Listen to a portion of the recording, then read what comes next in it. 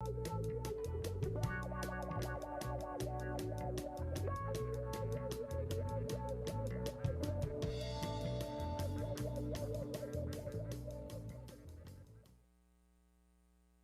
afternoon, Quad Cities.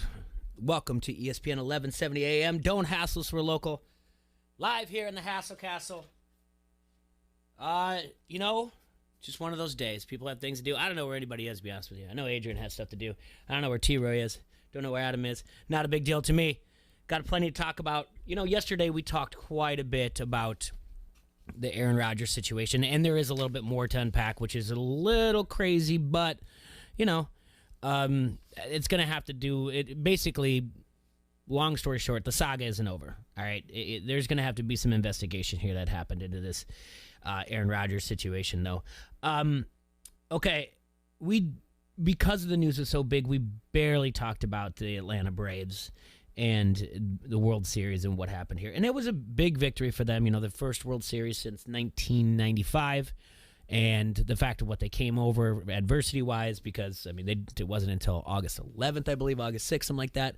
It was the 111th game of the season before they finally got over 500. Outside of Game 5 of the World Series, they won every game at home in the postseason. And I think they led, except for I think they led every, I don't know what the other stat is, not a big deal. Good for the city of Atlanta. I always like seeing the people that are outside watching it and celebrating. City of Atlanta went 88 complete seasons across the NFL, NBA, MLB, and NHL without a championship. That was the fourth longest active drought in what the cities that have the Big Four in there, that have that have some of the Big Four, because the one that has the most, with 109 seasons, is the city of San Diego. The Padres and Chargers have never won, and the San Diego Rockets from 68 to 71 and Clippers 79 to 84 put up goose eggs in brief NBA stints. They have no NHL team. Right behind them with another season is Buffalo. The Sabres and the Bills have never won, and the NBA's Buffalo Braves couldn't get it done either. They don't have a major league team. The Buffalo Bisons did play in the 1800s, but that was pre-World Series. And one that we've talked about quite a bit that is a sleeper one is Minneapolis. Their last title was the 91 World Series. They've gone 108 seasons as well. Was the 91 World Series, and then the other one is, and the Timberwolves, the Vikings, and the Wild are without a trophy. The Lynx did win 4 day titles in the last decade, though. I don't really know if that softens the blow much, but hey, there it is. So the teams that are there right now, they're all the cities that are there neck and neck. People always say, is it Cleveland? Is it Detroit? Those are that come up, but really those are the cities that have the longest title drought. San Diego with 109 seasons, Buffalo with 108, and Minneapolis, St. Paul area with 108 as well. And then big news after the show, Buster Posey just retired. I give respect for him to that, how he did it. He didn't do it's my last season. He didn't do we're going to go around. And he's always texting me. He's not going to do here's a rocking chair at home plate or anything like that. So, he went out. He's a Hall of Famer. He's basically, he got drafted number 5 overall in 2008. He came up in the leagues in 2009. He became a starter. Excuse me. He became a starter in 2010 and he also was the National League Rookie of the Year. He was a 7-time All-Star, 3-time World Series champion, Gold Glove winner, 4-time Silver Slugger Award winner, 2-time NL Comeback Player of the Year. Giants are going to have to find a replacement for him. One of them could be, Joey Bart, one of their top prospects, but they're going to go through a list of that, and he's definitely going to be in the Hall of Fame. So, congratulations to Buster Posey on a great career and whatnot. Tonight, you've got Thursday Night Football. Got the New York Jets, led by Mike White, playing the Indianapolis Colts. We mentioned it plenty of times. Is this what you want to do? Is this going to be, could be a game on your Survivor. I'm passing on the Colts tonight. Not anything to do with what the Jets did against the Bengals, only because the Colts play at home against the Jaguars next week. Colts are currently listed at 10.5. This actually was higher. There's been some movement because of what Mike White did and the Jets did against Cleveland. But if you're looking at Survivor, you haven't punched it in yet. Colts are an option to go for against the Jets. I'm playing the Buffalo Bills. They are playing Jacksonville. Although they're on the road, you guys know my deal. I like non-divisional games, and I like them to be at home. It's not going to be the case in this situation. Bills are 14.5 points. They did not play very well against the Dolphins. They did fine, but they didn't do too bad. But they were coming off. Bills were coming off a bye, and oddly enough, no one has been playing very well against the bye. In as far as when it comes to against the spread, the teams are 2-6 against the spread at this point when they're off of a bye. So the Bills will play better. I expect them to cover as well. I like the play this week, and it sets me up for next week with Colts versus Jaguars. So I'm going to be picking on the Jaguars back-to-back weeks, unless there's some type of injury that happens tonight on Thursday Night Football. I will more than likely tease this one down. If it's at 10.5, move it 6.5 points down to 4, and then find a leg from other ones to do as far as Thursday Night Football goes as well. Games I want you to consider. If those two teams aren't on there, if you haven't used the Rams yet, Rams over the Titans. Again, we're starting to see that the teams are getting few and far between. It's getting a lot harder. We'll take a look at the strength of schedule for the easiest strength of schedule and the hardest one going on out later on. The Rams were -4 in the look-ahead line here. This got bumped to 6 when the number reopened, and then got bumped again to 7.5 after Derrick Henry was announced that he's out for the season. So there's not like too much faith in the Tennessee defense. And, the Rams, they look good. The Rams led 38-0 in that game. And they were covering spread. Houston came back in garbage time, and it was 38-22. Rams didn't cover the spread. And basically, the Rams became the first team in, I guess since we're starting to follow against the spread history, to lead by 35 points and not cover the number. So basically, they just kind of started resting the players. Houston played garbage time, and that's it. Cowboys over the Broncos. Obviously, we know that the Broncos traded away Miller, and the Cowboys are looking good. The Dak Prescott thing is a thing to be paying attention to. I think he's supposed to play. They said he should return, but keep your eye on that as well. So so we're in week 9. 10, I have the Colts. 11, I don't know right now. And 12, I'm eyeing Dallas against the Raiders. And I don't know if it's going to last that long because it's few and far between. This pool started with 143 teams in it, and we're down to just 30. And the other one, I talked to you about a league that my buddy's in. It's a pretty important survivor pool. It's one that's it's fun to look at. And let's see. This is one that's really, really interesting. They had 991 people enter this Survivor, and it was a $300 entry. There are 227 of the teams left in the Survivor. So that means roughly that 23% are still alive in week 9, which is a lot. The number usually is probably under 10% by now. So a lot of people are paying attention, and you would too for $300 to be in there. So that league's going to blow up real soon. That league also lost 243 people last week out of the 900. Well, I mean, they were down to 99. Roughly, the league was at just under 500 at the time. They were at 486 because 243 of them picked the Bengals last week. So it happens. It's not fun, but the Bengals were on the road. And I mentioned the week 11. Week 11, I'm looking at who's playing Detroit there.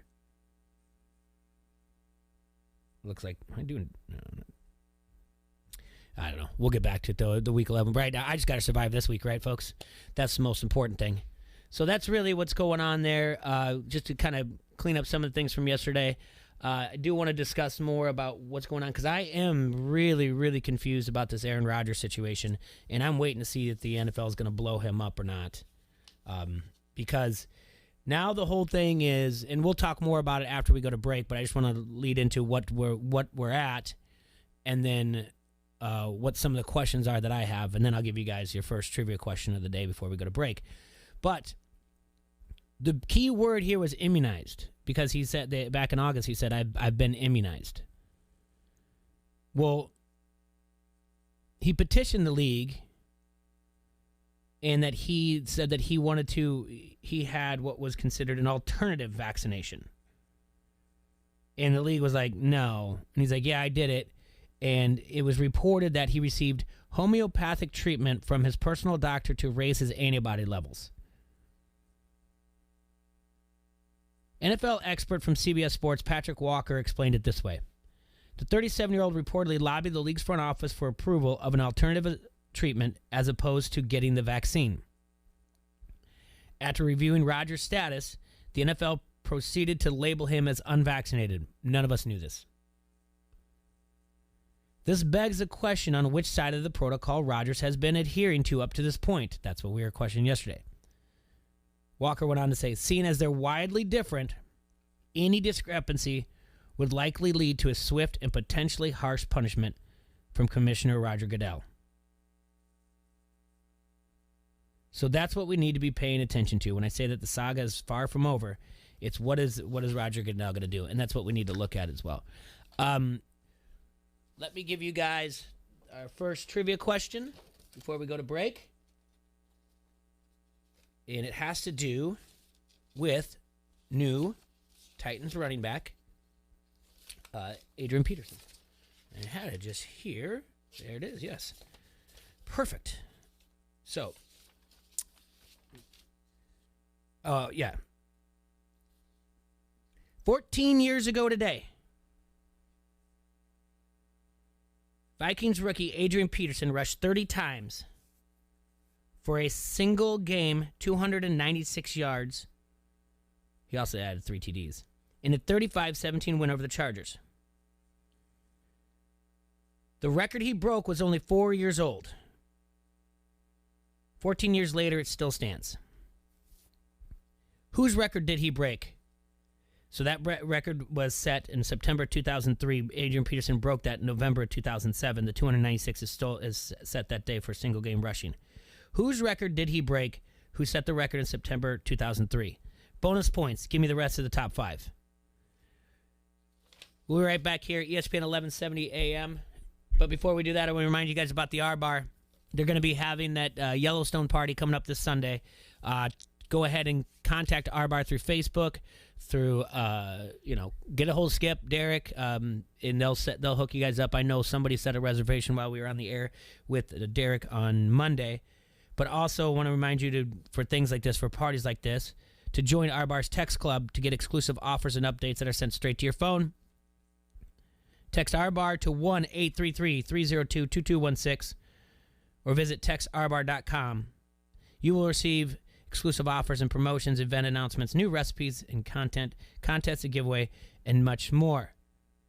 Those are our friends from the R-Bar. We'll be right back here. Don't Hassle Us for Local on ESPN 1170 AM. This is Julian Vandervelde, and you are listening to Don't Hassle Us, We're Local. The masters of comfort and efficiency. Call Precision Air for your furnaces, geothermal units, humidifiers, and indoor air products. Temperatures can turn quickly, and indoor air quality is more important than ever. Call Precision Air to see how they can help keep your home warm, clean, safe, and efficient this winter. Call Precision Air today to schedule your fall furnace tune-up or an estimate on their indoor air quality products. With the best brands and warranty in the industry and 0% financing, call Precision Air today. Precision Air will be right there. Black Friday starts now at JCPenney. And this Friday through Sunday, shop early and save with thousands of new Black Friday deals while they last. Sparkle everyone's stocking with up to 75% off all fine jewelry. Plus, stock up on Home Expressions bath towels, now only $2.99 each.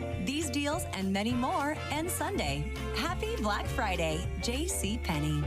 Offers valid on select items 11/5 to 11/7. Exclusions apply. See store or jcp.com for details. That's a no-whip, high-foam, 170-degree, sugar-free gingerbread latte. Ah, yes. It's gingerbread latte season at Duchesne's Coffee Shop. He'll need a seasonal barista before his cookie starts to crumble. Anything else? Oh, there's a list. Indeed can help him hire great people fast. I need Indeed. Indeed you do. Instant Match instantly connects you with quality candidates whose resumes on Indeed match your sponsored job description. Visit Indeed.com/credit and get $75 towards your first sponsored job. Terms and conditions apply. Dell Technologies' biggest business sale of the year has arrived. Step up your vision with top tech up to 45% off during their early access Black Friday event. Dell Technologies recommends Windows 11 Pro for business. Plus, get incredible savings on Windows 11 PCs, along with servers, monitors, and docks, all with free shipping. There's also special financing with Dell Business Credit. Get started by contacting your Dell Technologies advisor today at 877-ASK-DELL. That's 877-ASK-DELL. Back by popular demand, Gobo Productions presents One Night of Queen. Since forming in 2002, Gary Mullen and the Works have performed to sellout audiences all over the world. And now they're back in the USA for a brand new tour. One Night of Queen is a spectacular live concert recreating the look, sound, and showmanship of arguably the greatest rock band of all time. You'll hear classic Queen numbers including We Will Rock You, Fat Bottom Girls, Another One Bites the Dust, Bohemian Rhapsody, and We Are the Champions. One Night of Queen, performed by Gary Mullen and the Works. This show will rock you. Coming to the Tag Slayer Center March 19th. Tickets are on sale Monday at the Tag Slayer Center box office and Ticketmaster.com. Presented by Town Square Media. I'm Taylor Bishotti with NFL Network Now on the Westwood One Radio Network. The highly anticipated Rodgers vs. Mahomes matchup this Sunday won't be happening. Aaron Rodgers is out of the game after testing positive for COVID. Rodgers earlier said that he was, quote, immunized from COVID, but NFL Network's Ian Rappaport and Mike Garafolo report the QB was unvaccinated, and the league will now investigate to see if the Packers were following proper COVID protocols. Giants running back Saquon Barkley also landed on the reserve COVID list Wednesday.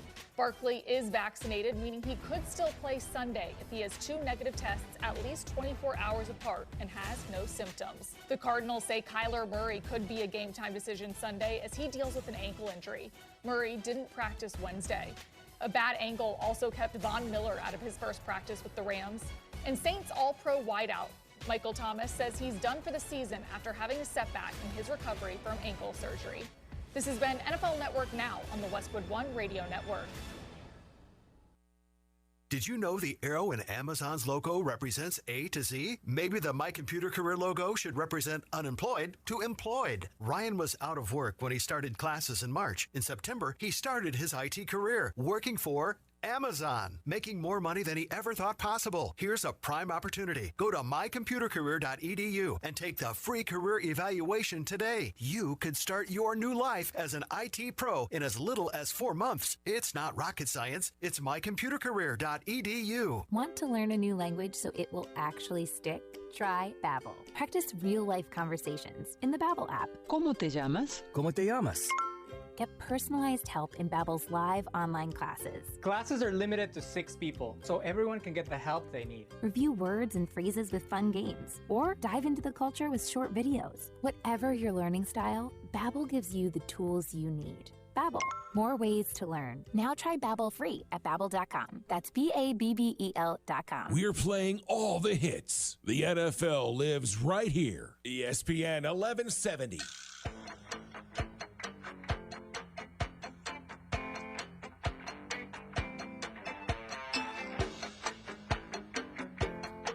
Back in the Hassle Castle here on Thursday, November 4th.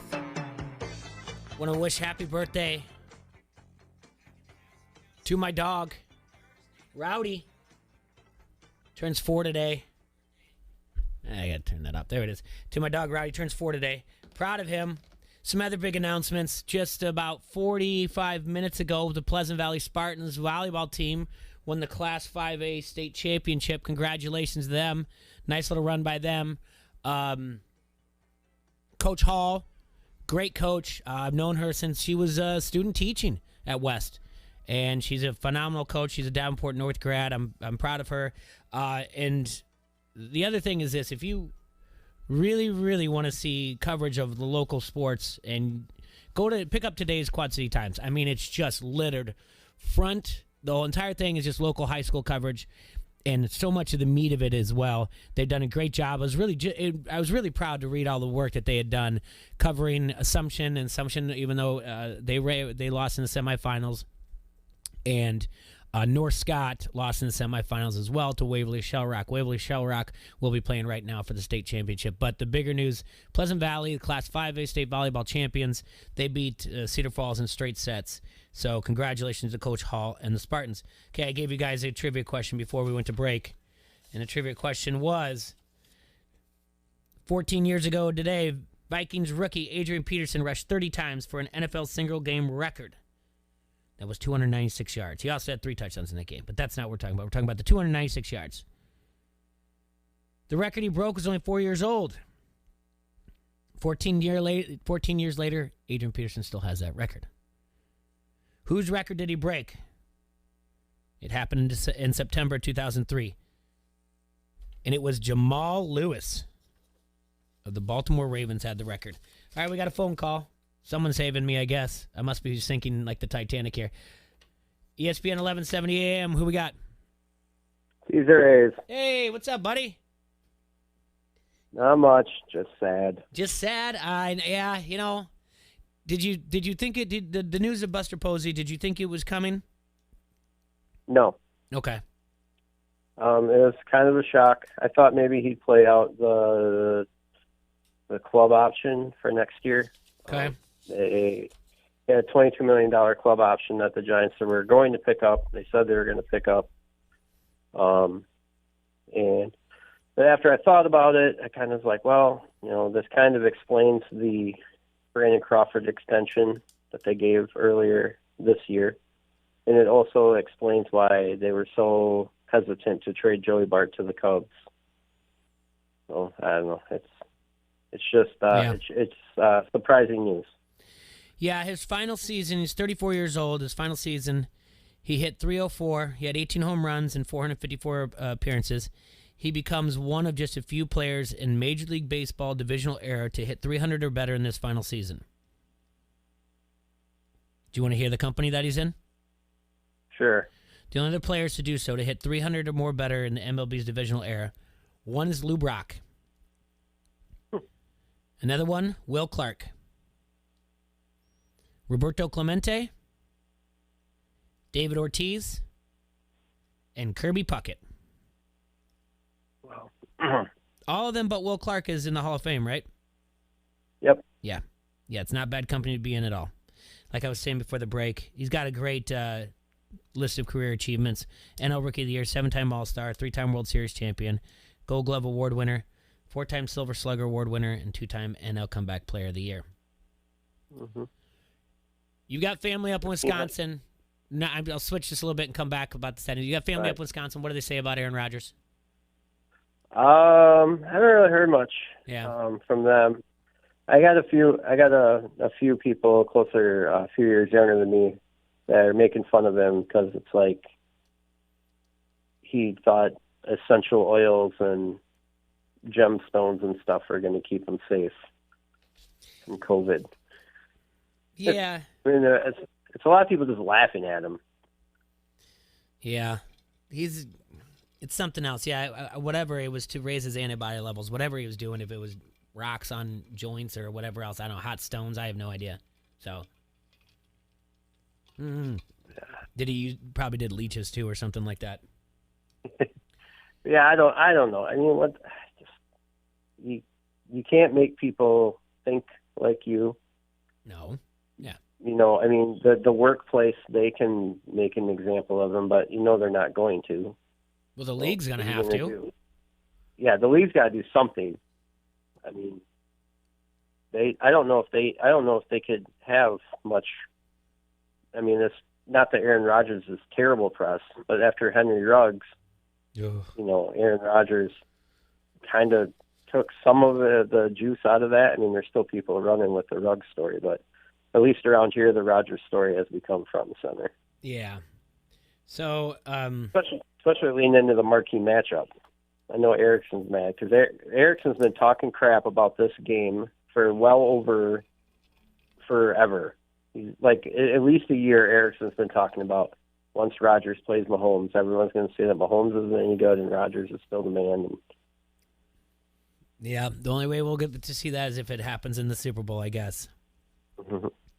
I don't know how much people are covering the Henry Ruggs situation. It's just not good. He was going to be charged with DUI resulting in death. What we found out yesterday was prosecutor Eric Bauman said Ruggs was driving a Chevrolet Corvette at 156 miles per hour just seconds before the crash. His blood alcohol level was more than double the legal limit. A loaded gun was also found in the car. Basically, they don't mess around in Las Vegas in the area. If he's convicted, it's mandatory 2 to 20 years in prison for the first charge and 1 to 6 for the second. So, there's no reason, folks, to be going that fast or anything like that. So, and I didn't realize it was his girlfriend that was in the car with him. So, basically, just Ruggs has been released by the Raiders, but interim head coach Rick Paseka said, we want to express our sincere condolences to the victim's family. The person lost their life yesterday morning, and we think it's important to keep focus on that as we talk about this tragic event. We're deeply saddened for everyone affected, especially the victim's family. The gravity of the situation is not lost on anyone around here, and we understand and respect the loss of life. Absolutely. And I think it was also Derek Carr said, like, he's going to need, that young man's going to need someone in his corner, and if no one's going to do it, I'll do it. So good for Carr for doing that. But, just right now, obviously no one wants to hear that story or anything like that and making dumb mistakes, but till, it'll be, someone's got to do that, yeah. So, back to the Posey thing. It sucks when you don't see it coming. I don't think I've ever had like a player retire that has affected me, but I know for some reason when Garden hired, they had the news conference and you knew he was leaving. I was upset about that just because, I don't know, felt like I became a Twins fan when he took over as the manager, so that was the tough thing. Mm-hmm. So, it's interesting, like you said, that the Giants were reluctant to trade Bart to the Cubs, so they kind of saw the writing on the wall as well. And your text to me was kind of the same way that what I feel. I do respect him for not doing I'm going to go out one last year, and every time I go to a park, we're going to have like some type of weird thing where they give me a cane or a rocking chair or, a piece of cement where seat where a ball landed or whatever else. Yeah. Mm-hmm. So there was a Giants beat writer on Twitter last night that said he thinks after Posey watched Bruce Bochy go through this in 2018 or 2019, whenever Bochy announced his last year, and he saw all the attention Bochy got, that Posey's like, nah, I'm good. I don't need that attention, so I'm just going to not do that. So he's walking out. I mean, he's got this. It's kind of, the same reason he opted out last year. He's got 2 twins of his own, plus the adopted twins. So that's 4 kids at home with his wife, and he's shown to be a good guy, from what we can tell, and absolutely. He's invested wisely. Someone said he invested in body armor, which I believe is a drink. Oh, if he did, he's making bank. Yeah, Coke bought that for like $8 billion or something this week. Yeah, that's he was on the ground floor with that. Yeah, apparently. He did. If he did that, then, and I know Kobe did as well. And Kobe's family is just going to cash in. It's interesting you say that because I do have the numbers about that. So if he's in on body armor, he did all right. He got in well. I'll give you the story here real quick. Coca-Cola on Monday acquired the full control of body armor and basically in a deal that the value of the sports drink was at $8 billion. So it was the largest brand acquisition in Coke's history, and it's going to give Gatorade a little bit of competition, even though Gatorade's got most of it already down. The backdrop of Body Armor is Mike Rapole founded Body Armor in 2011, just 4 years after selling his previous company, which was Smart Water, Vitamin Water, Glacier, and he sold that to $4.1 billion, also to Coke. So in 2014, Kobe Bryant bought 10% stake and hit it big in 2018 when Coke bought it at 15%. Now Coke is acquiring the remaining 85%. So for Kobe Bryant, then basically they're getting $40 million. $400 million from the sale. $400 million from the sale. That family is. So whatever he got in on as well, he's going to make a lot of money. If you want to take a look at it, in 2015, Gatorade had a 77% market share. Powerade had an 18%. Body Armor almost only had 0.5% of the market share as far as sports drinks. Now, Body Armor has jumped all the way up to 18% from 0.05. So that's in 6 years. Gatorade's down to 64%. Body Armor up to 18%. Powerade went down to 13%. So, it's all because they did sign people like. They had investors, but they signed people like Naomi Osaka and Kyler Murray to be the brand spokesman for them. So, yeah, he's investing well. So, Buster knows what he's doing. Yeah, and then, the injuries, at least 2 concussions, the broken ankle, he's only, he would have been 35 going into next year, but, catching's hard, and I think, people talked about the universal DH for him or going to first base. I just don't think those ever. I think he likes catching, or I think he liked catching. I think he liked the puzzle and the studying and the work he had to put in back there. So I don't know. As I said it sucks for us, but I'm happy for him. Because if he feels like it's time to go, then you know what, you do you, man. You take care of you. And then maybe I said on the Athletic article, I said, now we can celebrate him, hopefully as long as we get to celebrate Willie Mays. Willie Mays is still around all the time, comes back to the team a couple times a year. It's like, if we can have Buster around for the next 50 years because he didn't take years off his life at the end of his career, then, hey, I'm all for it. Well, let's just say that the collective bargaining agreement doesn't come through December 2nd. Why put your body through that the entire time if there's going to be a work stoppage into the season, There's also the smart end of that. Like, I can just do other things. I can show up at events. I can be with my family instead of preparing my body for another season. So it makes sense to me. Up in your area, Western Dubuque is representing your area in the Class 4A State Volleyball Championship right now against Waverly Shell Rock. They're up 15-11. Right? Yep, they're winning 15-11 right now in the first set. So good. Yeah. Yeah, second year in a row for them going to state. They got a pretty good coach, and I think we actually have 2 dynamic classes going through the 2 schools that Dyersville kids go to. The Western Dubuque girls made state again second year in a row, and then the private school here in Dyersville Beckman, their girls made it to state again in volleyball. So we're kind of volleyball powerhouse in this area, and we didn't know that when we moved here. Yeah. And like I mentioned earlier, Pleasant Valley won. Anything else for me, my man? I guess I'll ask you, because I'm biased, obviously. Does he go in the Hall of Fame? Absolutely. 100%. Yeah. Without a doubt.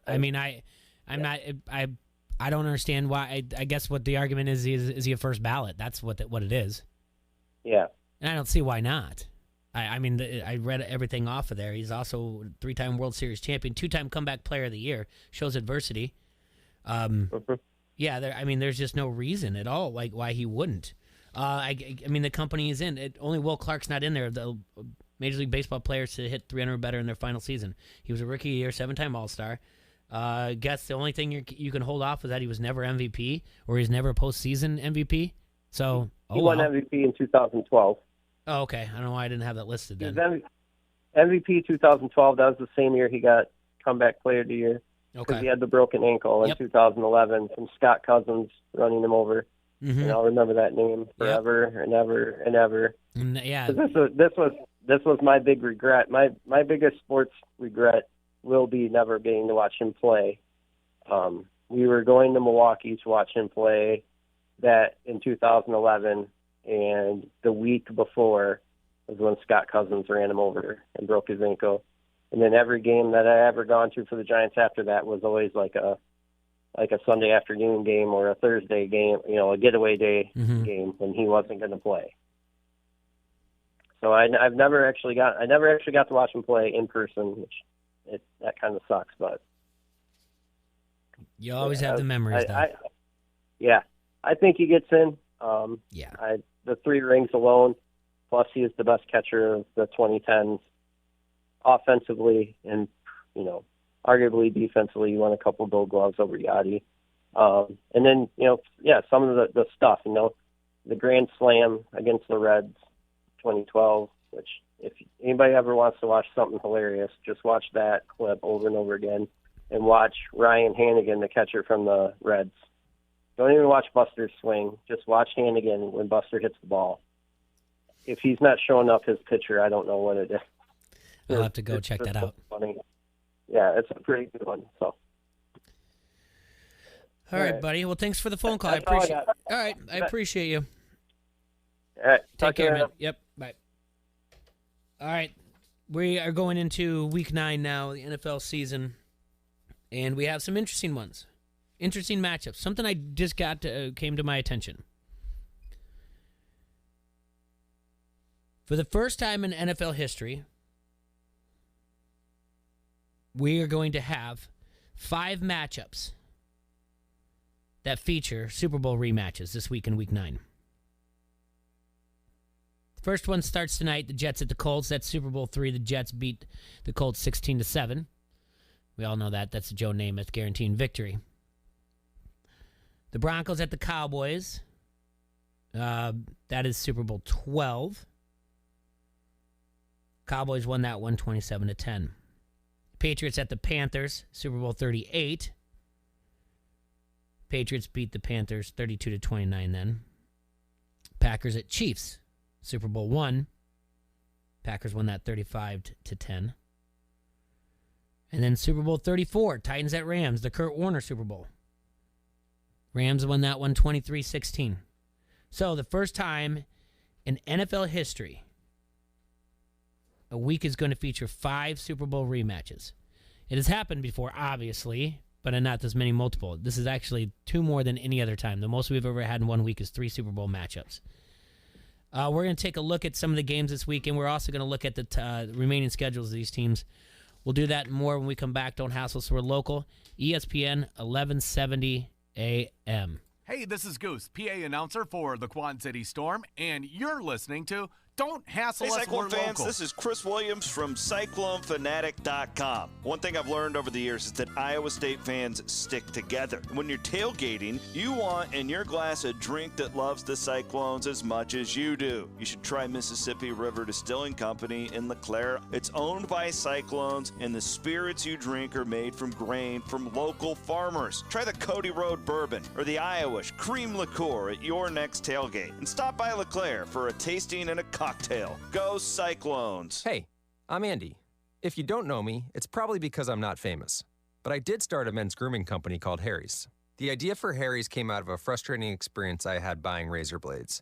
Most brands were overpriced, overdesigned, and out of touch. At Harry's, our approach is simple. Here's our secret. We make sharp, durable blades and sell them at honest prices for as low as $2 each. We care about quality so much that we do some crazy things, like buy a world-class German blade factory. Obsessing over every detail means we're confident in offering a 100% quality guarantee. Millions of guys have already made the switch to Harry's, so thank you if you're one of them. And if you're not, we hope you give us a try with this special offer. Get a Harry starter set with a 5-blade razor, weighted handle, shave gel, and a travel cover, all for just $3 plus free shipping. Just go to harrys.com and enter 5510 at checkout. That's harrys.com, code 5510. Enjoy. Mike Greenberg. Greeny. So Baker Mayfield is a guy who came into this season with probably as much riding on the outcome as anybody. He's in the same draft class as Josh Allen, who's gotten paid, as Lamar Jackson, who is now setting himself up to get paid, like a Mahomesian kind of contract. And Baker is the guy for, I think, all of the right reasons that there was some question. Do you pay him or do you not? And he bet on himself. And if he had a huge year, which he isn't, and if the Browns had a huge year, which they aren't, then he probably stood to make like $150 million. But now what's going to happen? So they've picked up his 5th-year option. This is his 4th year. So he's got one more year. Does he go the Kirk Cousins route? Like, does he try and position himself into a place where he becomes the franchise tag guy? Greeny, 9 till 11 on the Quad Cities sports leader, ESPN 1170. Hey, do you have time to go to Vegas with me? Time? Yes. Extra money to pay for the flights? No. No, not Vegas. I'm talking about Vegas, right here in the Quad Cities. I've never heard about Vegas. Tell me more. Oh, they're safe and secure gaming cafes with 6 locations. What kind of games do they have there? And they've got beer, right? They have the latest games provided by Gem. And yes, beer. Sounds like I'm going to save on flights, have fun, and win big. To find out more about their locations and hours, they're open. Visit Vegas Gaming Cafe, il.com. Chris Canty and Mike Golick Jr. I also need to know where my camera is because I do need a little bit of advice for a certain friend of ours here that we have seen. Because I enjoyed watching the New York Knicks. I enjoy what they have brought to the table on all this. Evan Fournier is a great addition for this team. We have seen him bring so much to all. I just have to invite my brother in arms here to come down the road I have been on. It's time to come on home. All right? I have been given this advice by people in my life that care enough about me to help. And so that's all I want for everyone else here. Tyler Lockett made that decision this offseason. Out here balling for the Seahawks now. Like, this too can be yours if the price is right. That's all I'm saying. Like, so, Mike, what you're saying is his jumper ain't the only thing that's fading away. I'm not saying. I'm just saying. I want what's best for him. I want him to be able to go out here and thrive and look good in the process. Canty and Golick Jr., 2 till 6 on the Quad Cities sports leader, ESPN 1170. Black Friday starts now at JCPenney. And this Friday through Sunday, shop early and save with thousands of new Black Friday deals while they last. Sparkle everyone's stocking with up to 75% off all fine jewelry. Plus, stock up on Home Expressions bath towels, now only $2.99 each. These deals and many more end Sunday. Happy Black Friday, JCPenney. Offers valid on select items 11/5 to 11/7. Exclusions apply. See store or jcp.com for details. Shantae, can you sweep that, please? Mina's salon business is growing faster than she can keep up with. She needs a new shop manager before her bookings go out of style. Curtain bangs and balayage would look so good on you. Just hang on one second. Can you please answer that? Indeed can help her hire great people fast. I need Indeed. Indeed you do. Instant Match instantly connects you with quality candidates whose resumes on Indeed match your sponsored job description. Visit Indeed.com/credit and get $75 towards your first sponsored job. Terms and conditions apply. Never miss a thing with our app.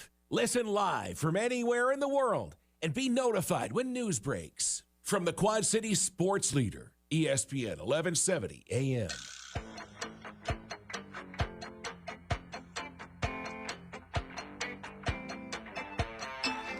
All right, we're back here in the Hassel Castle, joined in by Adam.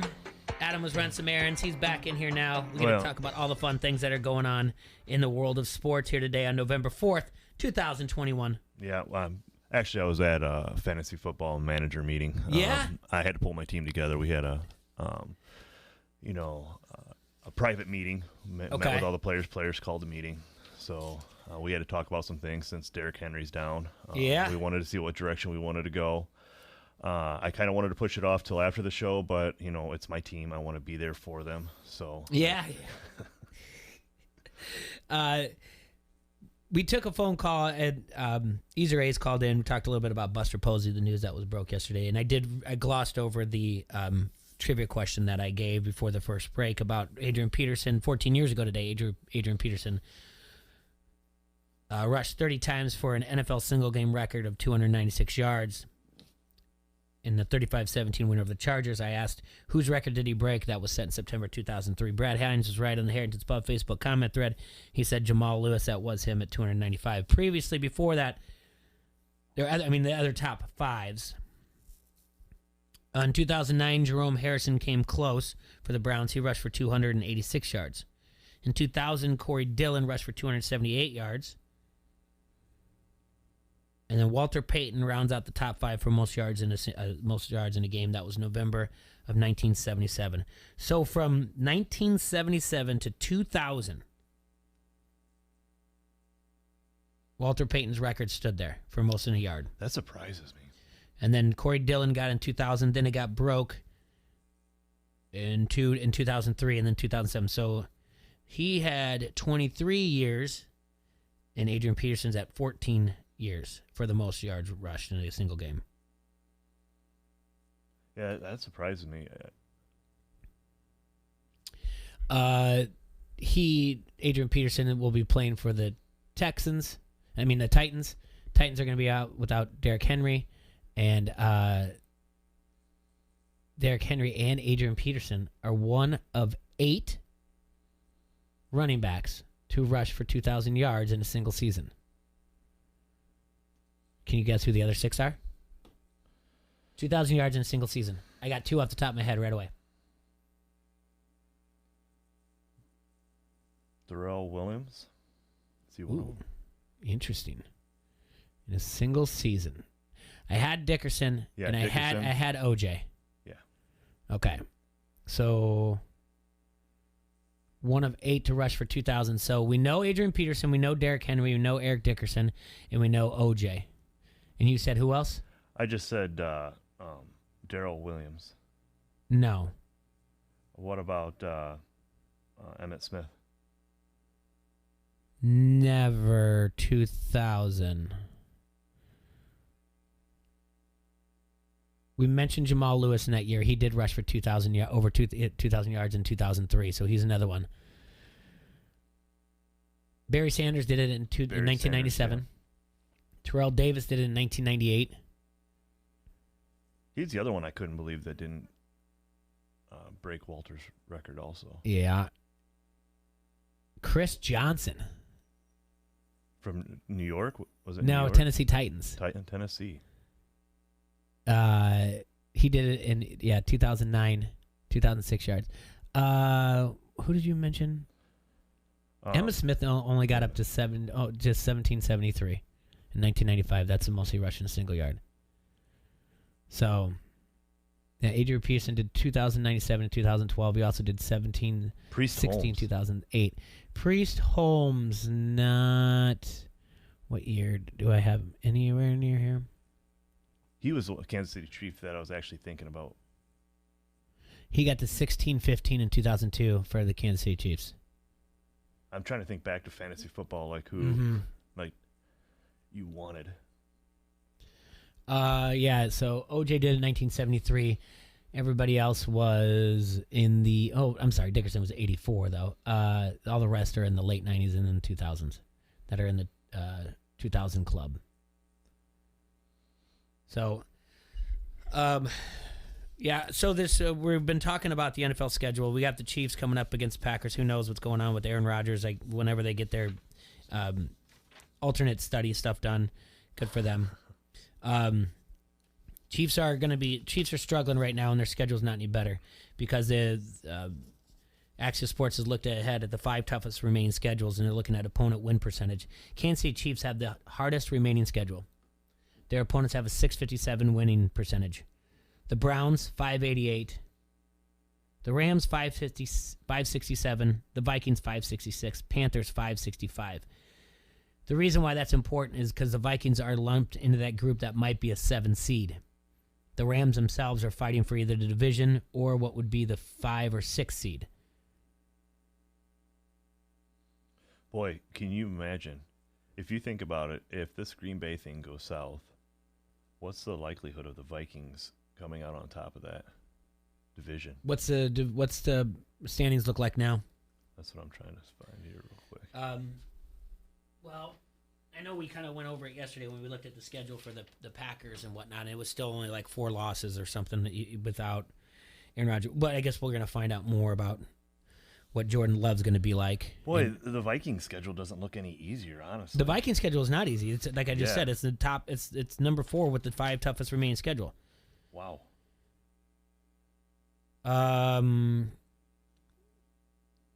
You know, the Titans, they're leading the AFC. And I know T-Roy brought it up, and I was like, well, they're leading. He was like, oh, Titans, no. And I was like, they're leading the AFC right now. They'd be the 1 seed if it stopped right now. Their schedule left, they have the easiest schedule remaining. Their opponents have a .397 winning percentage. So They said that the Packers have the hardest schedule left? no, I didn't say that. I said that Minnesota did. Minnesota did, okay. In their top 4. It goes Chiefs have the hardest division, Okay. then the Browns, then the Rams, the Vikings, and then the Panthers. Okay. Chiefs are going to struggle to get in there. The Browns, I mean, they're 4-4 and they're last in their division right now. Yeah. Baltimore sitting at 5-2, Bengals 5-3, Steelers 4-3, Titans at 6-2, Colts at 3-5, And the West is just tough. Mm-hmm. Raiders 5-2, Chargers 4-3, Chiefs 4-4, and Broncos 4-4. Tennessee has the Rams this week. It's looking like that's going to be a loss because it's at LA. We'll see what they do against New Orleans. Yep. And then they got 3 wins for sure left. Or should be for sure on their schedule. And I'll take them in Survivor. If I can make it to 11, I'll take Tennessee against Houston at home. Or Tampa Bay against the Giants. Tampa Bay also has a very, is the number 5 easiest schedule. In between there's the Jets, Eagles, and Texans. None of those should be on your Survivor pool radar at all. No. So I have to keep Tampa Bay in my back pocket, and I have to keep Tennessee in my back pocket. If Week 11 comes up, I think I will go Tampa Bay against the Giants at home. Yeah, that'd be a safe bet. Try to survive It's a Monday 12. night. It's a Monday night game. Yep, try to survive Week 12. Raiders at Dallas. Then probably the Vikings at Detroit Week 13. And that's when I'll come in with Tennessee Titans against Jacksonville off of a bye in Week 14. After that, I don't see this thing coming going any further than that. That's way too far in advance as it is. 12's crazy enough to think about in Survivor. Yeah. So you're way overthinking it. But like I said, I have highlighted it up and which way the map should go. I've locked in the Bills this week for Survivor. And I'm turning around and I'm doing Indianapolis at home against the Colts. That Bills game went up, by the way. It's at 14.5 now. Oh boy, I don't know if I'll be teasing that at all. Then down. I'd rather just feel more comfortable in teaser at 7. Yeah. Well, no, I'm talking about tonight's game. I'm not going to I'm not going to throw the Bills in a teaser. Not at all. But I'll tease tonight's game. The Colts. I'll move them. It's at 10.5, right? Yeah, I'm going to move it down. I'm going to move it down to 4. So worst case scenario, they win something dumb like 17-13. Then it's a push. Yeah. No, that's a good call. So, but yeah, those are the schedules going out from here. The easiest and hardest ones out there. I know we've talked and we bounced around about things, and we did talk about the Aaron Rodgers, and Ezer A said it too, and the idea that he told the league that he was going to take an alternative route to vaccination, and then didn't share that news with the media by saying that he's immunized. I don't know. I'm looking at it think as it's irresponsible. Yeah, I'm looking at it as like he was that guy that has a girlfriend but got hit on at the bar and was like, "Oh no, I don't have a girlfriend." Like just skates around it the whole time. Yeah, that's what I said. That we said that yesterday when we're kind of like he used that word and he's gonna be like, "I never said vaccinated." Right. And that's the thing. He received homeopathic treatment from his personal doctor to raise his antibody levels. All right. Yeah. I received a mixed cocktail from my bartender that they told me that it was going to be just fine to do that too. Like, I feel a tickle in my throat, so I have a whiskey and honey. Like. Yeah. The other thing is, I think this is the NFL's actually gonna come down pretty hard on him, just for the simple fact of there's a lot of like beat writers, there's a lot of people out there that are upset that he was not following the protocols as following like mask mandates that they've come up with, and being in the room and doing all this other stuff while other players were actually on Skype or on whatever they were using to do the interviews, and they just didn't. They're looking at it as they just didn't want the Green Bay Packers as the organization did not want the bad publicity of having Aaron Rodgers not only in the news all summer long, but now he's in the news as an unvaccinated player. So they didn't want that also on their plate. So not only these beat writers mad at Aaron Rodgers, they're also mad at the organization now too, because like, okay, all these other players were okay to be on Zoom and whatever they were using for the platform to do these questions. Yeah. And they were known that they didn't have the vaccine, but they weren't the big name players, so nobody really blew it out of proportion. Where if Aaron Rodgers was doing these Zoom meetings, the question would become, why is he doing Zoom meetings? Oh, he's not vaccinated. Oh, well, let's put him on the list of players, Lamar Jackson, all these other guys, and just to start, beating them up for their decisions. And the Green Bay Packers, are just as guilty for skirting the situation. 100%. If they find out that he did not have to follow the way that he was supposed to, and they let him do it, they're going to be in some serious trouble. And it's going to be draft picks. It's going to be things like that. It'll be a heavy fine. There'll be draft picks, all kinds of things. Oh, yeah. And I think the front office is, I think both sides are going to get what they want. They're going to be able to separate from each other without any kind of hard feelings. Like the fan base can't be mad about them getting rid of Aaron Rodgers, because you can automatically go like, hey, this guy cost us picks. Look, why would we keep him? I am furious at the 200,000 or more owners that allowed this to happen. Where were you? There's not one of you that stood up and said, hey, employee, I own the Packers. You got to do what I say, because we got to follow protocol, because I don't want to lose draft picks, because I'm an owner. It says so in this framed piece of toilet paper I have here. I'm an owner of the Packers. Do what I say, Aaron. And then out of 200,000, not one person said it. Everyone's like, oh, that's cool. Yeah. And there was one writer that I was listening to last night that said that he actually felt horrible. He goes, it's my job to dig into these things. And when he said he was immunized, they just kind of like, oh, okay, and just moved on. Mm-hmm. They didn't. He goes, I regret not following up on that question, asking, well, what do you mean by that? I don't understand. I would assume he's traveling when he was on vacations, private jet then. Oh, yeah. You would it's Aaron assume Rodgers. So. Yeah. So it's not like travel. Sitting... He didn't get away for travel from it or anything like that. Right. So, okay.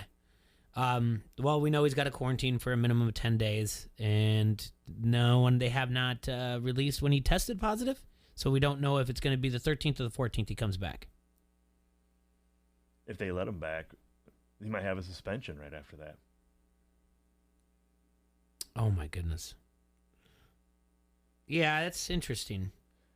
Because, like, this morning on the morning show from, I'm going to call them our sister radio station, they were talking, or their show, they were talking about, just kind of like what we talked about. You got to make an example, because if you don't, just like I think Adrian said, I get busted. I said, well, Aaron didn't have to do this. Why do I got to do this? Mm-hmm. Well, quarterbacks must be the most important position because he gets to get away with it, but I can't. Yeah. So it's just, I'm seeing suspension. You got to have a suspended one game, or and a fine. So, yeah, how would that work? Like, baseball, you can appeal it. They don't. NFL, I think it's just judge, jury, everything else. There's no really appeal. So, they could drag this out. I think they would, because if you're Green Bay, don't you appeal to them right now to make the suspension? Yeah. That way, if he is quarantined to like the 14th, then you don't have to be like, well, he's been gone the entire time. Now you can just kind of like shake it off and be like, okay, because that would be the game. Let's see, Yeah, Green Bay against Seattle at home. Then you could just shake it off and be like, and trust me, I'll see right through that one if that happens. Well, it'd be like the NCAA, like taking care of it in house. Like, hey, we took care of this. Don't give us any kind of sanction. Like, we took care of this in house. We suspended them for that game. Like, kind of making their own rules, kind of like the NCAA does. Like when something bad happens. You talking about the Packers? Yeah. If I'm the Packers, I ask the commissioner to do it.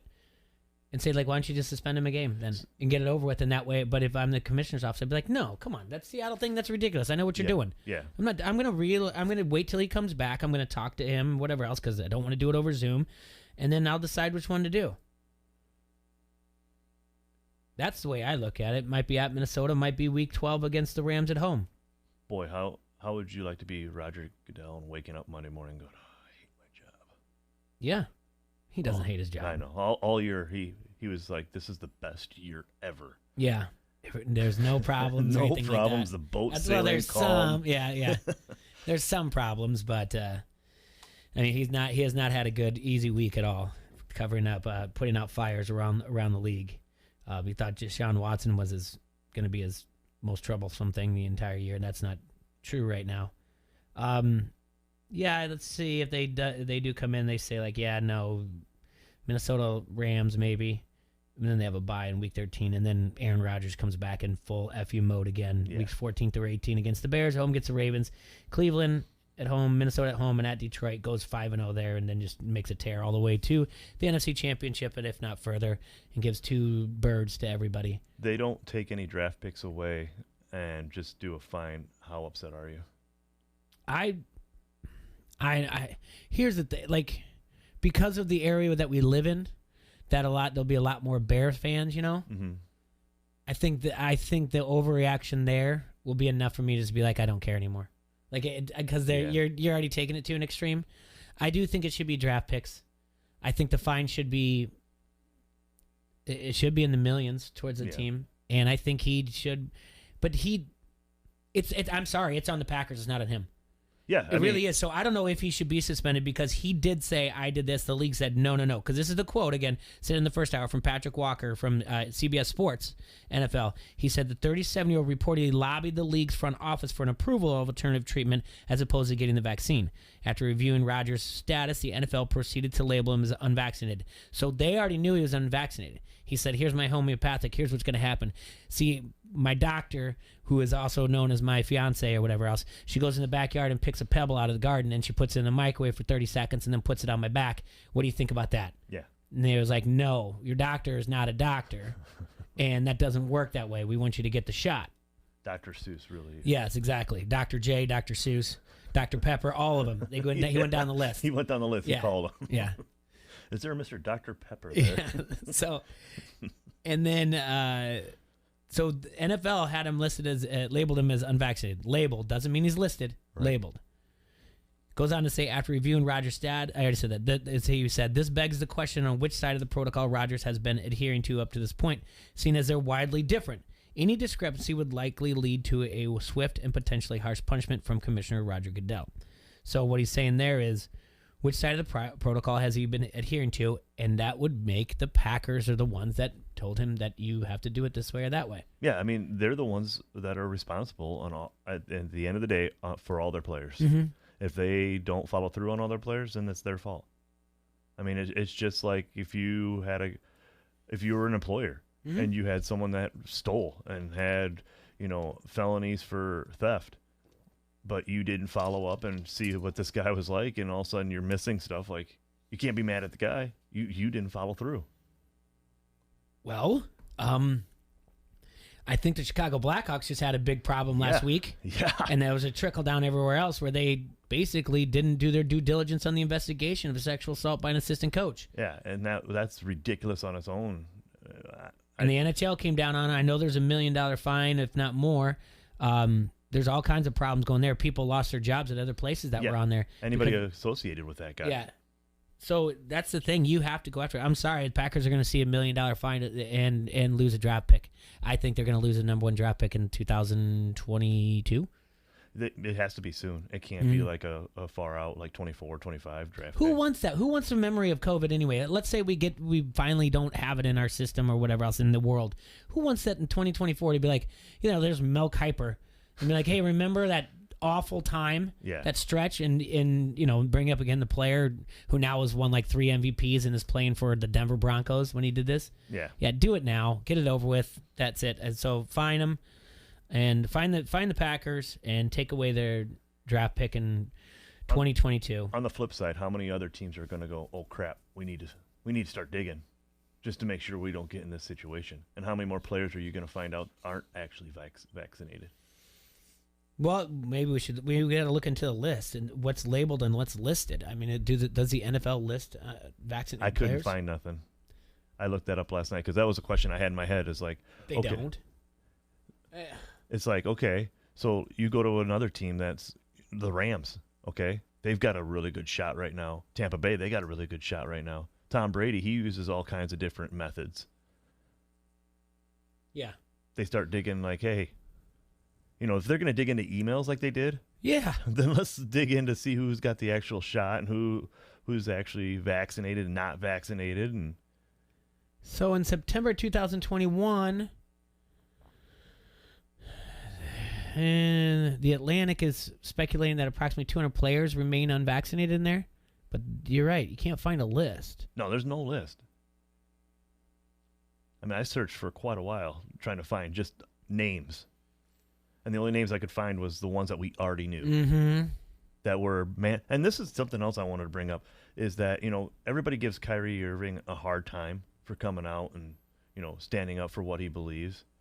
I would rather have that than being a coward and not coming out saying, yeah, I'm not vaccinated.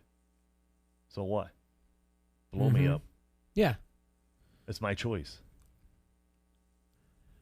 So in August of this year, we'll just look at it quick before we go to break.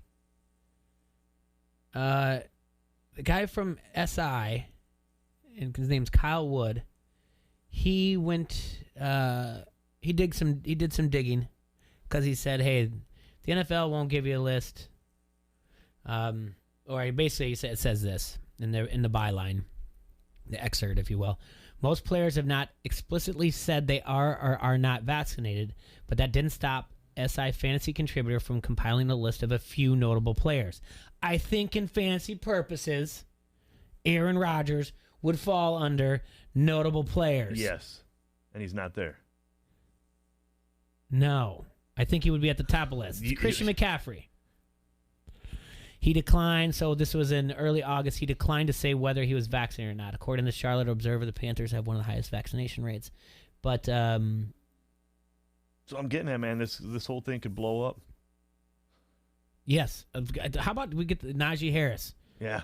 There's a big slap in the face of the Steelers. Right now, I'm not in a position to answer this question. Again, this was in August. It could have changed, so I'm just here to answer the questions about football and worry about that. Josh Allen? Ruh-roh. In a podcast interview with Kyle Brandt from NFL.com, Allen said that he was undecided about getting the vaccine. That was in June, though. Hadn't been paying attention to it as much as he should. Again, this article's from August. So, DeAndre Hopkins. I don't know if he got it or not. I don't know. Are they all scrambling now? They all have Hy-Vee showing up at their practice facility. Joe Mixon. Lamar Jackson we knew about. Allen Robinson of the Bears. That sure did he get it yet? I don't know. It doesn't matter. Adam Thielen. That's just some of the names out there notable. Nowhere in there at all is there Aaron Rodgers. No. Because everyone just believed it when he said, I'm immunized. Yeah. Packers are going to listen. Yeah, somewhere along the line, the Vikings are going to be like, we have screwed up multiple times. We know that. And we always lose draft picks. Right. Like, hey, do you want us to list our faults and remind you, or do you guys know how this works? Right. Like, how about you just take away one of their picks this one year? And Goodell's like, well, let's not jump to anything yet. It's just, I don't know. Take away a pick, and now he's going to have 200,000 plus emails of an own because all the owners are going to be wanting to know why they took away a pick. Yeah. He's going to have his own emails to read. So, All right. That's a Shift-Alt-Delete there. Yes, exactly. All right, we'll be right back here. Don't Hassle Us, we're local. First, I want to remind you, you've heard Luke on the air and seen Dave on our show. Don't Hassle Us, we're local is happy to have Martin Family and Cosmetic Dentistry as a sponsor on the show. Martin Family and Cosmetic Dentistry's goal is to help everybody have a positive dental experience, and that starts with their youngest patients at their very first dental appointment. The office is kid-friendly and designed to be comfortable for all ages. There's a designated kid area, and the entire staff is very experienced and comfortable with the children of all ages. For the adult hassle maniacs, Martin Family Dental will take care of all your dental needs, from your first cleaning to all restorative works. They have a relaxed environment to help you be as comfortable as possible at a place you'd like to visit. Check out their webpage at martinfamilydds.com and visit the before and after photos for whitening, and also read the testimonials from very satisfied patients. Plus, don't forget to like and follow their Facebook page as well. Call Martin Family Cosmetic and Martin Family and Cosmetic Dentistry today, 563-355-6626 to set up your appointment today. We'll be right back here at ESPN 1170 AM. Don't Hassle Us, we're local. This is Josh Sides, head coach, St. Ambrose University Esports. You're listening to Don't Hassle Us, we're Car local. old? Need it sold? Get rid of that old car and do a good deed at the same time. Plus, clean up your yard before the snow comes. It's the Arrowhead Ranch Annual Auto Auction. That's right, it's back. Donate your car, truck, or SUV, and if you live within 40 miles of Coal Valley, they will even pick it up, even if it doesn't run. All donations are tax deductible. Call 309-799-7044 or check them out online at arrowheadyouth.org. Car old? Need it sold? Arrowhead Ranch Annual Auto Auction in Coal Valley. Don't let the holidays sneak up on you for that hard-to-buy-for person. Let Premier Metal Art customize the perfect gift today. Multi-layered, full-color, powder-coated metal art, plus so much more. Tumblers, fire pits, even holiday decor and keepsakes. Let them customize the perfect gift for the sports fan, first responders, veterans, and family members on your list. Order online at qcpremier.com. Find them on Facebook or stop by their cash and carry location inside of Mattress for Less in Rock Island. Premier Metal Art. Finish your holiday shopping today. Fall sports at Augustana College are putting a wrap on their seasons. Soon, we'll be moving inside the Carver Center and the brand new Ann Grieve Lund Natatorium. There you can cheer on Augie basketball, swimming and diving, men's volleyball, men's and women's wrestling, and women's water polo. Exciting non-conference and CCIW action is just on the horizon. Check complete athletic team schedules at augustana.edu. Augustana College, a family-friendly front row seat to big-time small college sports. Dell Technologies' biggest business sale of the year has arrived. Step up your vision with top tech up to 45% off during their early access Black Friday event. Dell Technologies recommends Windows 11 Pro for business. Plus, get incredible savings on Windows 11 PCs, along with servers, monitors, and docks, all with free shipping. There's also special financing with Dell Business Credit. Get started by contacting your Dell Technologies advisor today at 877-ASK-DELL. That's 877-ASK-DELL. Black Friday starts now at JCPenney. And this Friday through Sunday, shop early and save with thousands of new Black Friday deals while they last. Sparkle everyone's stocking with up to 75% off all fine jewelry. Plus, stock up on Home Expressions bath towels, now only $2.99 each. These deals and many more end Sunday. Happy Black Friday, JCPenney. Offers valid on select items 11/5 to 11/7. Exclusions apply. See store or jcp.com for details. We're planning a trip to Spain later this year. But our Spanish is... It's pretty bad. So we're using Babbel. Babbel's conversation-based method teaches you real-life words and phrases. And with Babbel's interactive, bite-sized lessons, you'll remember what you learned.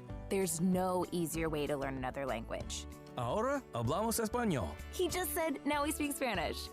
Babbel, language for life. Now try Babbel for free. Just go to Babbel.com. That's Babbel.com. From the Vegas Gaming Cafe, this is the Quad City sports leader, ESPN 1170 AM, KBLB Davenport, a town square media station. Hi, this is Derek. And this is Skip. We are the twins from our bar Davenport. And you are listening to Don't Hassle Us, We're Local. On ESPN 1170 AM. Chris Canty and Mike Golick Jr.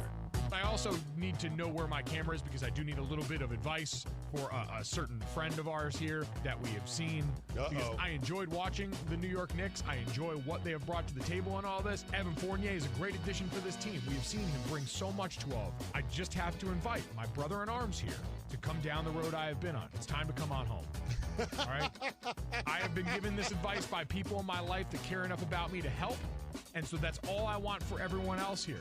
Tyler Lockett made that decision this offseason. Out here balling for the Seahawks now. Like, this too can be yours if the price is right. That's all I'm saying. Like, so, Mike, what you're saying is his jumper ain't the only thing that's fading away. I'm not saying. I'm just saying. I want what's best for him.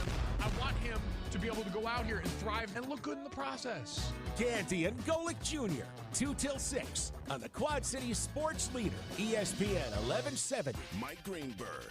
Green. So Baker Mayfield is a guy who came into this season with probably as much riding on the outcome as anybody. He's in the same draft class as Josh Allen, who's gotten paid, as Lamar Jackson, who is now setting himself up to get paid, like a Mahomesian kind of contract. And Baker is the guy for, I think, all of the right reasons that there was some question. Do you pay him or do you not? And he bet on himself. And if he had a huge year, which he isn't, and if the Browns had a huge year, which they aren't, then he probably stood to make like $150 million. But now what's going to happen? So they've picked up his 5th-year option. This is his 4th year. So he's got one more year. Does he go the Kirk Cousins route? Like, does he try and position himself into a place where he becomes the franchise tag guy? Greeny, 9 till 11 on the Quad City Sports Leader, ESPN 1170. Hi, this is Derek. And this is Skip. We are the twins from Marbar, Davenport. And you are listening to Don't Hassle Us, We're Local. On ESPN 1170 AM.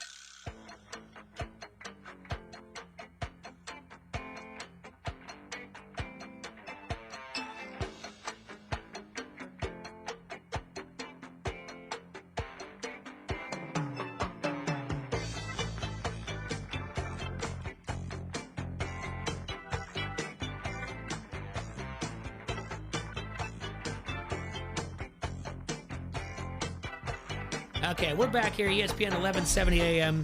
I got the twins in there a minute, so sorry to tease you guys that we were coming back. I apologize about that. I set that up all wrong during the break. But we're here, me and Adam in the Hassle Castle. We've overdone we've got to get our vaccination from the Aaron Rodgers talk, but it's not going to happen. I can guarantee you over the weekend something's going to come down, especially like what the punishment's going to be. But that is what it is. Always love lists, things like this. Sportico dropped the list of all-time athlete earnings, and that was this morning. They did the top 10. Okay. Take a guess. I'm going to go with a soccer player because those guys, every time I look at these lists, you see a soccer guy that's on the top. There are 2 in the top 10, 5 and 8. Cristiano Ronaldo and Lionel Messi. I thought Ronaldo would be higher. So you got a Michael Jordan then. Michael Jordan is number 1. Yep. Number 2 would be Kobe Bryant. Not in the top 10. Really? Mm-hmm.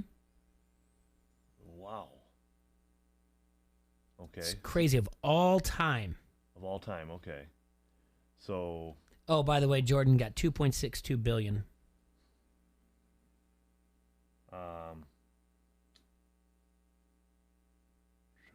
Gretzky?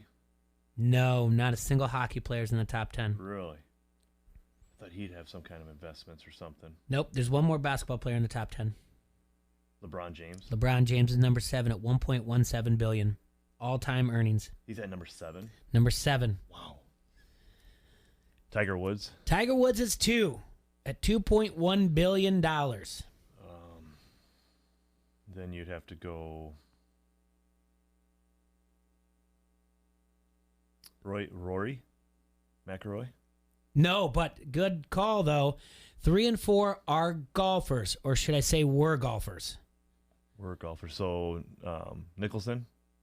Nicholas. Or Nicholas, yeah. At 4 at 1.38. And Johnny Day. No. Hooters is paying him out real well. Huh? Hooters is paying him out. Number 3 is Arnold Palmer. I figured Arnold. Number 6 is a boxer. Let's go. What's his name? Money Mayweather. Yep. Floyd Mayweather, 1.2 billion. 9 racer Michael Schumacher. I don't know. Yeah, Schumacher Racing. Yeah. 1.13 billion, and then finally 10 is a tennis player. Yeah, Serena Williams. No. Really?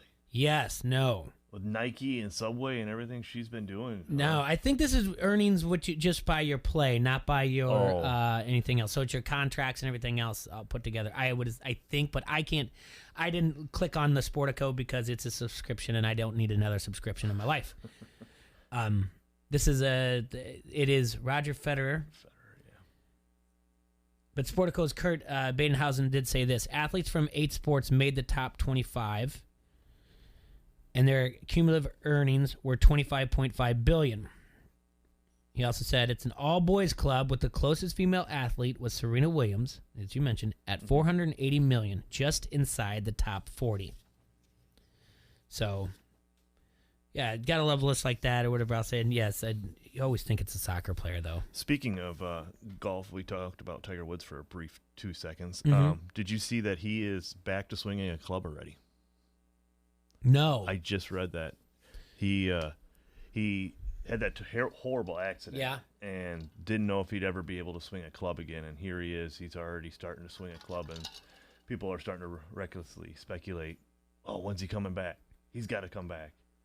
And it's like, slow down, everybody. Yeah, I say slow down, everybody. He just started swinging a club again. And that you don't even know what that means. Does No. that mean, like, is he putting on his living room floor? He's not obviously turning a driver at max torque like he was. Yeah, I don't think you need. But even still, it's still impressive to go through everything he's gone through and being able to want to pick up a club and swing it. Yeah. I don't know. I mean, the best that I see when he does come back, yeah, it's nostalgic and everything, but it's just the nostalgia of it. People talking about, where they were when he hit the Masters and this shot, that. I mean, I can't tell you the years. I don't even think I paid attention, to be honest with you. I just know of it. But you don't want to see that if he's not 100%. And I don't even think coming back, if his body himself at his age is 100%, if that's even worth it. No. I would hope that he would want to go and try to further his kid's career, because his kid's a pretty good golfer. Okay. And I would hope that he would, maybe take a back seat to his own career and be like, okay, it's unfortunate. I'll do some celebrity, golf outings with the Mannings or something like that. But as far as competing in the PGA, no. He'll play the senior tour. I feel like that's below his level. Like, yeah, he's like, I can go dominate. Senior. And what's the record for the most senior tour wins? Like he wins it in 1 year. Yeah, 1 year. Like, that's all I needed. Yeah. I'm out. Yep, drops See his you guys. club. Yeah, that's all I came for. Now I got this record as well. Right, Buick's giving me my sponsorship back. Yeah. Good luck Buick beating and that one. Denny's are giving me. Yeah. No, that would be AARP is my sponsor. Yeah, exactly. No, I didn't see he's coming back. I saw somebody on Facebook shared something like it was like Bronny's average per game, and I think it's it's either 6.3 points per game or 3.6, and like 0.3 rebounds per game. But he's got offers from Duke, your Blue Bloods, Duke, Kansas, Kentucky, all over. Oh yeah, because it's just like Michael Jordan's kid. We got Jeffrey Jordan at Illinois. Oh yeah, he was right. horrible, but oh my God, we got Michael Jordan's son. We're gonna be great. We're gonna have Jordan uniforms. We're gonna have all this other stuff. It's like, come on, guys. Like, well, people probably went to the games thinking they were going to see Jordan, though. Yeah, they did. Yeah, and that helps out, too. Easer said something earlier that I was going to ask you about. He said sporting regret. What's your sporting regret that you didn't do that you wish you would have done? Like watching or playing? Watching or anything. Okay, being active in. I can give you that one. It's because I have very few regrets in life. I got done my senior year and choked off my shot at state to go to state. Okay. Mm-hmm. Choked it off. Just all me. No one else's fault. All me. Got caught early in a 5-point move. Dumb. And I was bitter. I had already known that I'd already been accepted to the University of Northern Iowa. I'm going to be a teacher. I'm going to be a coach, blah, blah, blah, blah, blah. one of my assistant coaches begged me. He's like, I was in your position. And he ended up going to Luther. He was older than me, obviously, but he's just like, I was in your position. And I decided to go, to a smaller school and to wrestle. And he went on to be an All-American multiple times. And he's like, I'm telling you, it's worth it. Just hear me out. And I was like, nope, absolutely not. I'm going to UNI. I'm not doing this. And I had like little things like Buena Vista. This is the smaller schools like that. Mainly, I just remember Buena Vista really was the one that was after me the most. And not one that was known for their wrestling program. But I was like, I don't want to cut weight anymore. I don't want to go through this. And I was like, no. And that was it. That's easily it. Because I didn't listen to my coach. And what 17, 18-year-old's going to at that point, especially when the season's right over and you just choked and you feel terrible because all that work for nothing, all that weight cutting, everything else that I did, dropping down a weight class because my head coach had convinced me this was a better chance at state, even though I lost a lot of muscle and stamina out of it. That would be the one. That's the one. Because it doesn't matter. If I didn't like it, I could have transferred. Right. Okay. So that's your personal one. Yeah. So is there like an Iowa game or something that you didn't go to that you had the opportunity to, or any kind of like as a spectator that you wish you had the opportunity to do, but you just didn't do it? I have to really think about it. That one that I missed for. Oh yeah, I got one. It's easy. And again, it has to do with wrestling. And it's not my personal thing. I didn't walk away from this, all right? But I was credentialed to cover the NCAA wrestling tournament in Minnesota in the new arena that they have. Mm-hmm. And then COVID hit. Like, I mean, there are people that are like, hey, let's go. I have a suite. I have this and that. And I mean, I'm like gloating, like, great, I have a pass to go to your suite anytime I want to, or sit Matt's side. Like, it was, it was incredible. It was a dream come true. And then that's what happened. It's not like I didn't do it or I didn't make the choice to be like, no, I'm not going to do that. So. Right. But it's still, you had the opportunity to do it. And I'll think about it every time. Yeah. From here on out. Yeah. So, yeah, that's what I was kind of thinking. It was like I had an opportunity to go to Bristol night race. Okay. And I was like, I don't know. And then I ended up getting sick. So it was like I didn't care. But as I got older, I'm like, man, that would have been a good time. I could have said like, hey, yeah, I went to a NASCAR race. And it was a Bristol night race, one of the best ones. And of course, my buddies were telling me like, oh my God, the parties out there was insane and all this other stuff. So that's kind of like one of the regrets I have. Kind of like what you're saying. Like, it wasn't like I was upset that I didn't do it, but like later on in life, kind of looking back, I was kind of like, oh man, I wish I would have went. I mean, it was pretty much like paid for.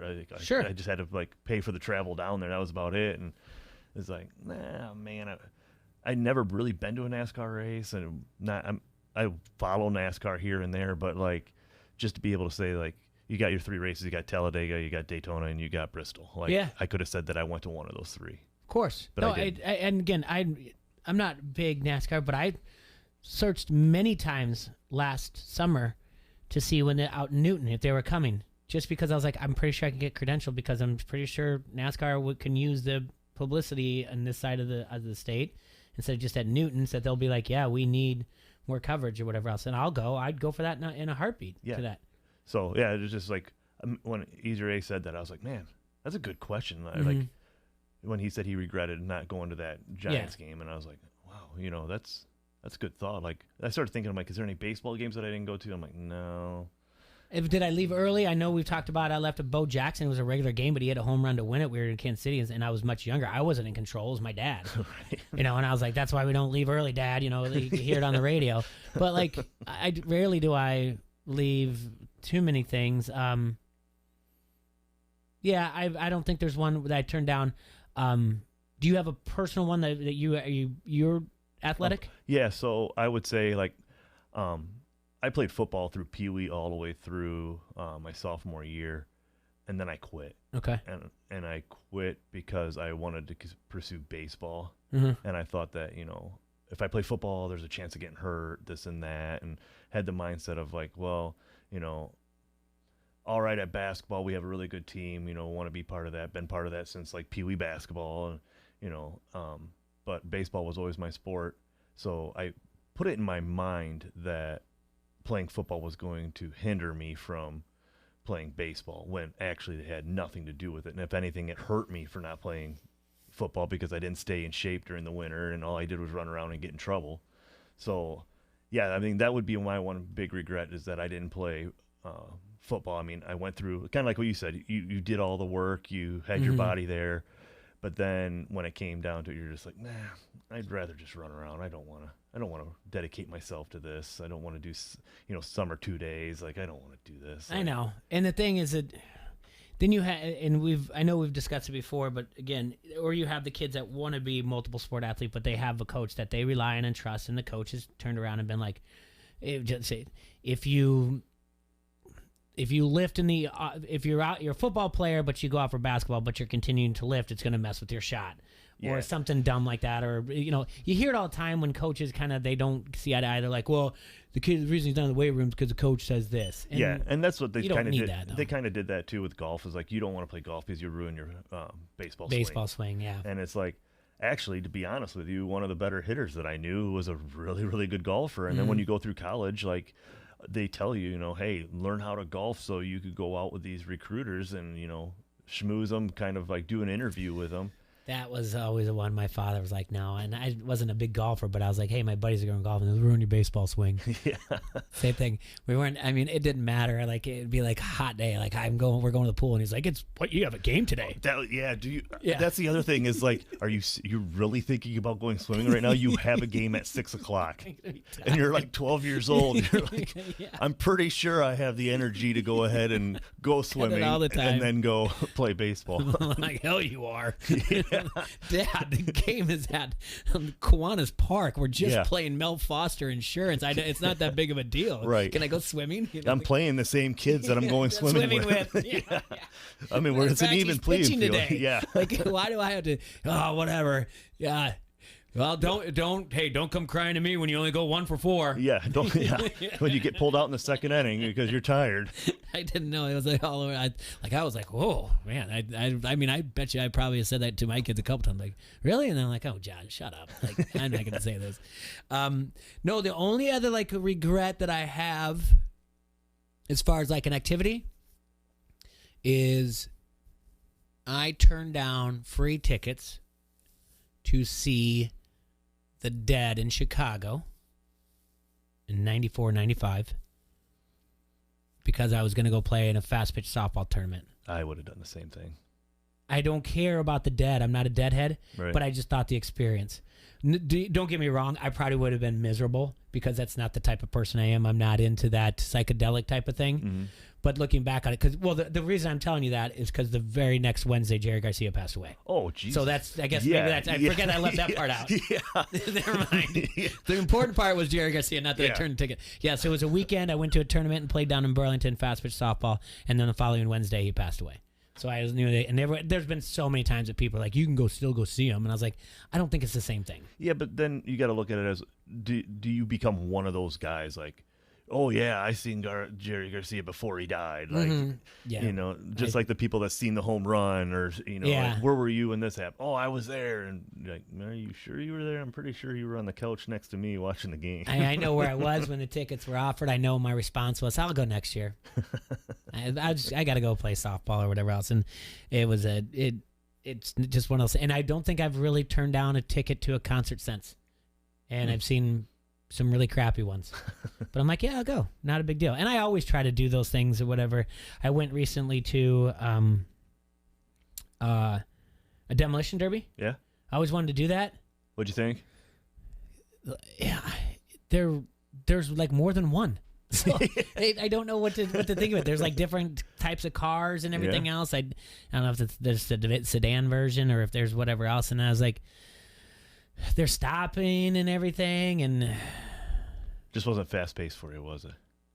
No, it was didn't all keep long. your attention. Yeah, it'd be cool to do. Yeah. Oh yeah. But I wouldn't stick around and watch the other heats after that. I'd just Right. have a beer afterwards and make sure make sure I have a chiropractor appointment Right. for that. But I mean, it'd be fun to do. But mine is kind of in the same scenario about having tickets. Like we get vendors in all the time asking us. One is Miller Welding Equipment. Mm-hmm. They are up in Wisconsin, and they're constantly like, hey, got some sweet tickets here for Chicago, Green Bay. You guys should come up and watch this. I have to give these tickets away, this and that. And like, we can't take anything like that because it's a conflict of interest. And it's like, no, I really can't go to a game for free in a suite and watch two teams play and say, You can text my buddy. Yeah, I'm like, who might invite me. I got this guy I know. Yeah. Well, now I ruined it because now I've just said it on the air. No, yeah, I know. That's what I'd be like, well, we can do it this way. Yeah, maybe you should call this guy. But, yeah, and there's not much else other than that. But, like, I rarely try to turn down any opportunity to do anything more. And ever since we've been doing this show, I try to create more opportunities. Like, I tried to be a rodeo clown for a day or whatever else. But, sometimes they don't let you do it. Final in Class 4A, Waverly Shell Rock Western Dubuque defeated Waverly Shell Rock in straight sets. Reminder, Pleasant Valley girls won the Class 5A state championship volleyball earlier today. Congratulations to the Pleasant Valley Spartans. All right, we're going to take our last break of the hour here at ESPN 1170 AM. Don't hassle us, we're local. This is Randall, the QC hot dog guy. You're listening to Don't Hassle Us, We're Local. Hey, do you have time to go to Vegas with me? Time? Yes. Extra money to pay for the flights? No. No, not Vegas. I'm talking about Vegas, right here in the Quad Cities. I've never heard about Vegas. Tell me more. Oh, they're safe and secure gaming cafes with 6 locations. What kind of games do they have there? And they've got beer, right? They have the latest games provided by Gem. And yes, beer. Sounds like I'm going to save on flights, have fun, and win big. To find out more about their locations and hours, they're open. Visit VegasGamingCafeIL.com. 'Tis the season to shop, and we have everything for the kids on your list at Tyson's Toy Shop. Find toys to help them learn and develop from Fisher-Price, Melissa and Doug, VTech, and more. Ignite their imagination and creativity with fun toys from Lego, Crayola, and Play-Doh. More for make-believe with a great selection of Barbie, Ertl, Disney princesses, Star Wars, Marvel, and more. All these toys and more at Tyson's Toy Shop. Hurry! Shop early while the selection is best in-store or online at Tysons.com. Tysons, home, farm, auto. Over the past few years, people in the Quad Cities have been buying online more and more. Now, since the pandemic hit, online sales have absolutely skyrocketed. Having an online presence was important before, but now it's an outright necessity. But don't worry, MyLocalCustomers.com is here to help. All you need to do is go to MyLocalCustomers.com to receive a free competitive analysis to see what Town Square Media can do for you. We'll help you find more local customers online and help grow your business faster. Town Square offers premium website services that get you new leads every day, plus a dedicated marketing specialist who will work with you the whole time, so you don't have to mess with updating a website. It's fast and easy with no contracts, so you can cancel at any time. Be one of the first to sign up and receive $500 in free advertising on ESPN 1170 AM. As a business owner, you know how hard it is to get people to cross a bridge to get to your business. These days, they don't need to. Find your customers and keep your customers. Go to MyLocalCustomers.com. Get in zone, AutoZone. Welcome to AutoZone. What are you working on today? So you've got some squeaky wipers? Sounds like it's time for a new set. We've got deals to help you get the job done and get ready for rainy fall weather. Right now, you can get a $15 AutoZone gift card by mail or email when you buy 2 Rain-X Silicone Advantage wipers. And we've even got more ways to shop, like our free same-day store pickup and next-day delivery.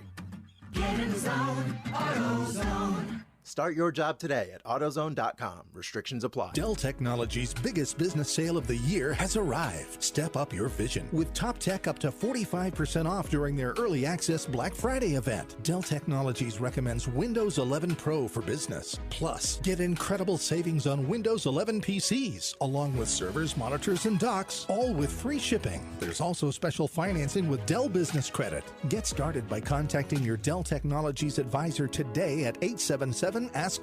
That's 877-ASK-DELL. Chris Canty and Mike Golick Jr.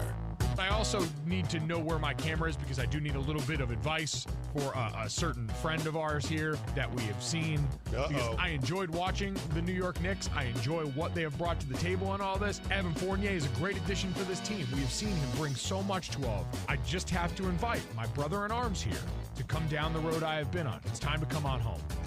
All right? I have been given this advice by people in my life that care enough about me to help. And so that's all I want for everyone else here. Tyler Lockett made that decision this offseason. Out here balling for the Seahawks now. Like, this too can be yours if the price is right. That's all I'm saying. Like, so, Mike, what you're saying is his jumper ain't the only thing that's fading away.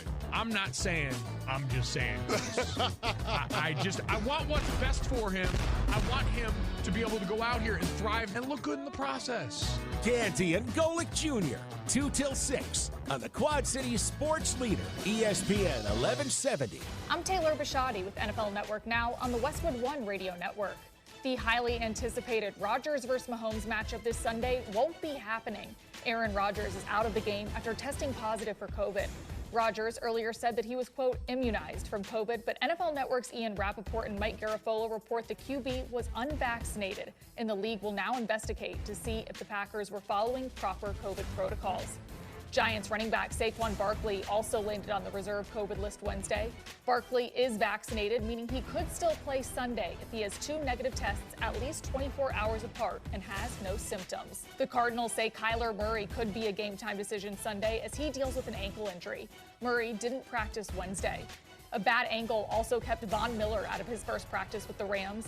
And Saints All-Pro wideout Michael Thomas says he's done for the season after having a setback in his recovery from ankle surgery. This has been NFL Network Now on the Westwood One Radio Network.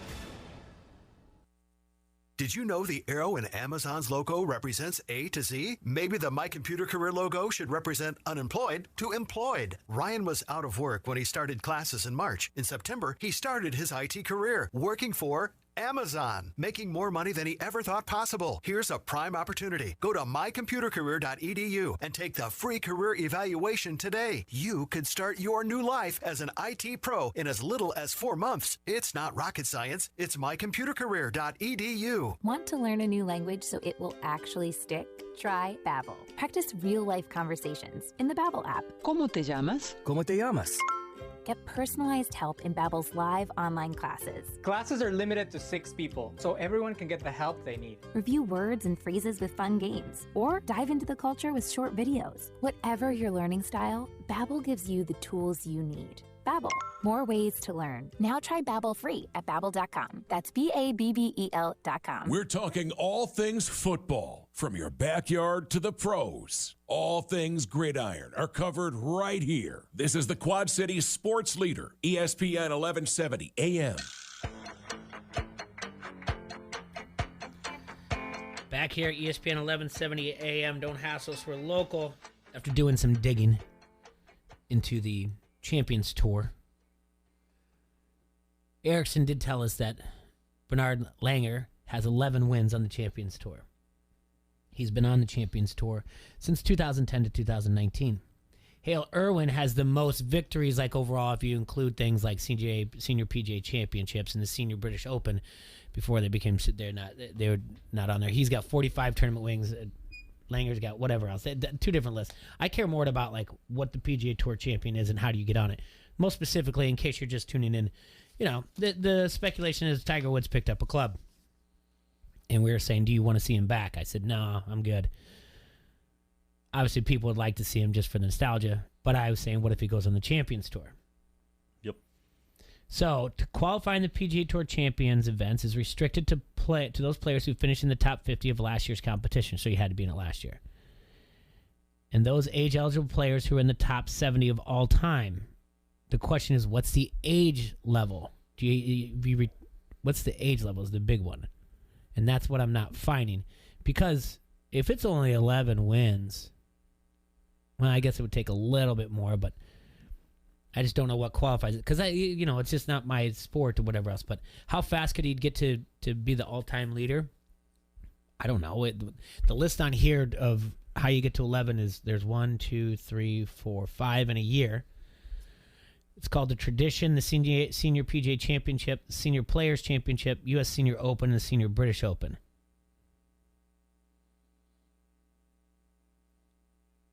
Huh. 3 a year, 4 years, 3 out of 5. Yeah. I give Tiger 5 years to, yeah. Yeah, he could beat that, no problem. Yeah, he could clear it within 5 years. Yeah, put away 5 years of your life. Yeah. I'm sure these are not scheduled on the majors. He can go watch his son play in the majors, and he can be doing this 5 years. Yeah, and I'm pretty sure he doesn't have to torque the ball 300 yards every time as well. He can play nice and easy. It depends on if he really wants to. I say go for it. Just dominate, lowest score in senior ever. Yeah, just go in there. I'm up for it. I've said over and over again, I just keep eyeing that over 50 softball league.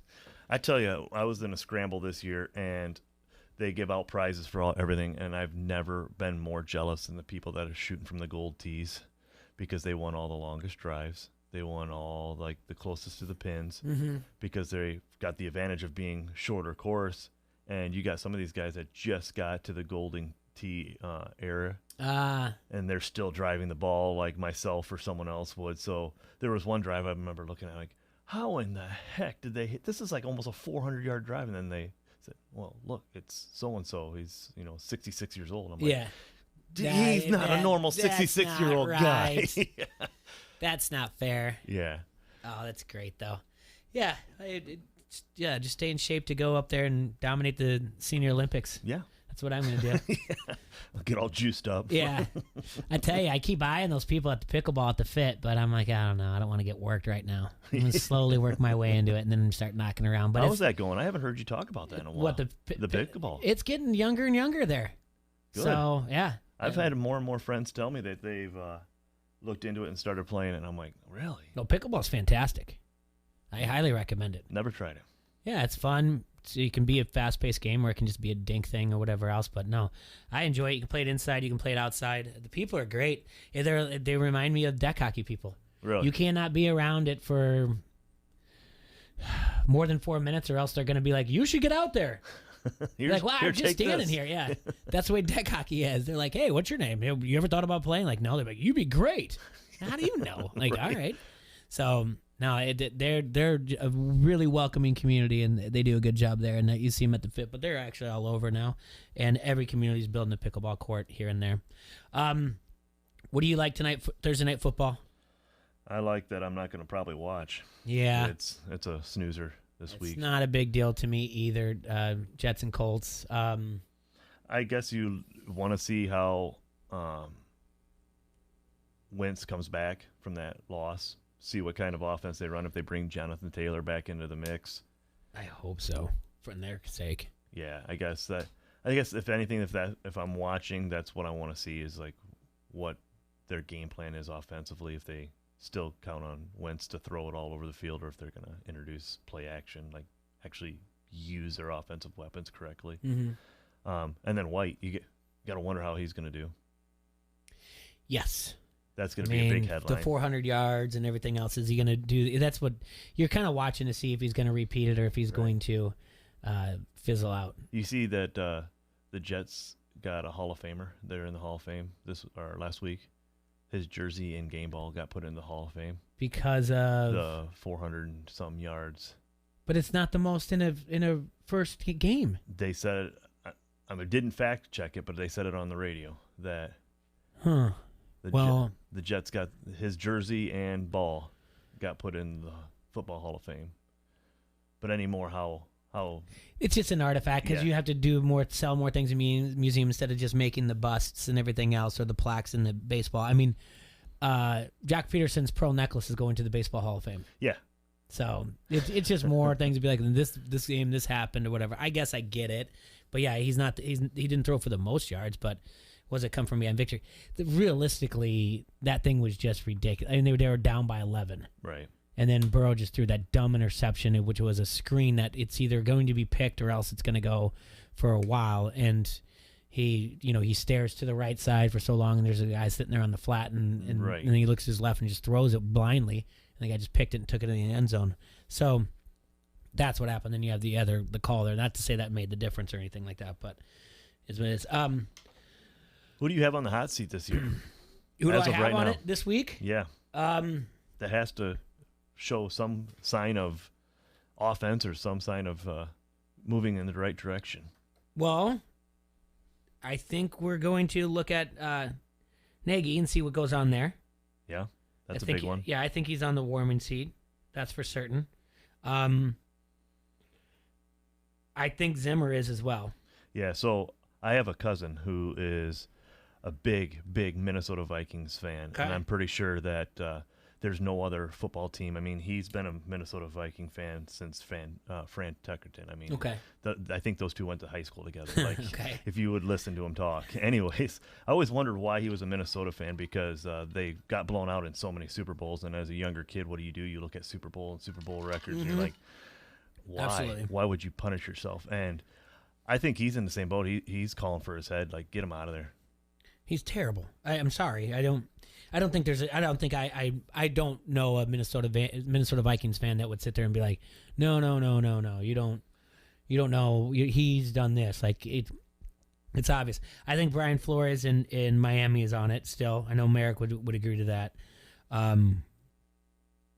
No, not Smith is too new in Atlanta. Arizona's fine. Baltimore's fine. Buffalo's fine. Carolina's fine. Carolina news. I heard rumors that they're possibly in the hunt again for Watson.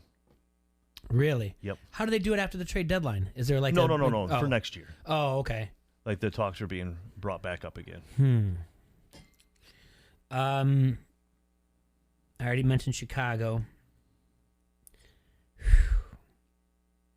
Zach Taylor has shown improvements, but sooner or later the expectations are going to they're going to start going with the improvements. Mm-hmm. You know what I'm saying? As the improvements are going up, the team improving, they're going up. The expectation for him are going to go up to a point where that's going to plateau, cross over, and the expectation is going to keep going, and then he's going to be on his way out. Stefanski's going to have to start answering some questions soon. So, okay, let's say Mike Zimmer gets canned. Mm-hmm. Does he go over to Minnesota, or does he stay? Oh, Stefanski? Yeah. You think the Vikings would trade for him? I don't know if they trade for him, but let's say they just get rid of Zimmer at the end of the year, and they say, hey, we'll buy your contract out. We want you to come over here. Because he spent so many times there. Fan favorite. Get him out of Cleveland because it seems like Cleveland's this hole for nobody wants to be there. You're getting all... It's a great idea. Who says no to that? If you're Cleveland, I don't think you say no to that. And if you're Stefanski, I don't think you say no to that. I think it's a win-win situation for both sides. Yeah. I mean, and Stefanski, realistically, he hasn't shown much of a coach except for that he's better than Freddie Kitchens. Yeah. And that wasn't going to be much. That was it. And his offensive scheme's a lot better than he was. So you kind of just go, maybe I'm just going to get out while they want to buy me out and give me a better contract, and I get to go home because basically anybody coming in was going to be better than Freddie Kitchens. Yeah, I mean, that's like seeing a drawing from my 5-year-old and looking at my drawing and saying, look how much better my drawing is than my 5-year-old. Exactly. Mike McCarthy is doing fine. He got saved. I know. Got saved. And I hate every second of that. Yep. Vic Fangio's on the hot seat in Denver. Yeah, for sure. Campbell's fine in Detroit. Yep. LaFleur's fine in Green Bay. Yep. The guy in Houston is not fine. I don't care. That entire that GM and him could be out any minute. Yep. Frank Reich's going to be okay. Urban Meyer is not okay. You think Frank Reich is going to be okay? Because I think they can win the division still. Okay. Which even though I know they're down by a lot of games, I think that division is so weird. Pay attention to the last couple of years. Like always, like those when you get into the double-digit weeks, like they just start playing each other, beating each other up, and then one comes out of nowhere, and you're like, what happened? I didn't think that was a good team. Especially with Tennessee being without Derrick Henry. Urban Meyer is it's warm. You just can't be happy. You with can't him. bring him back next year. Can you? I don't think so, but you don't know how much Khan loves him or not, and be like, well, we had a conversation. He's not going to be that way anymore. Reed's fine in Kansas City. Staley's too new. Rams are fine. Raiders, they don't have a coach. Nope. I mentioned Flores. I mentioned Zimmer. Peyton's fine in New Orleans. Belichick's fine in New England.